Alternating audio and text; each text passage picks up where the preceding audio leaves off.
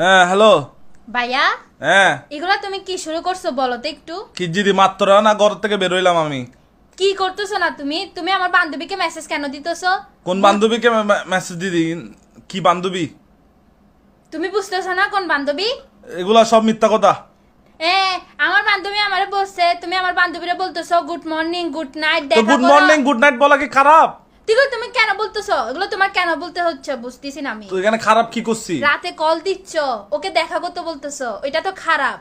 আমার রাতে কলে গুলা বুলেট সাফ করে কি কি এখন কি কি তো কাহিনী? এখন আমার বান্ধবীরা আমাকে বলতেছে তোর ভাই শেষরা। আমাকে শাস্ত্রা বলতেছে যে হ্যাঁ তো তোমার থেকে কি অপমান লাগতেছে? এগুলো তোর থেকে অপমান লাগতেছে যে? তো লাগবে না তো অবশ্যই অপমান লাগবে। লাগলে গিয়ে আম্মুকে বলগা আমাকে বিয়ে দিচ্ছে না কেন? আমি যুবক বয়স যৌবন বয়স, আমি এখন 20, এগুলা হবে সমস্যা। এগুলা যদি এত গায়ে লাগে আম্মুকে বলগা আমাকে বিয়ে দিতে, বুঝছস? আমা দেখো তোমার পোলা কি বলতেছে।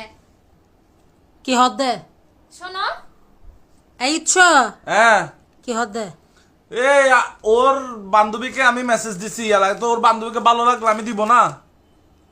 তোর বান্ধবীর কত তো ভালো লাগে।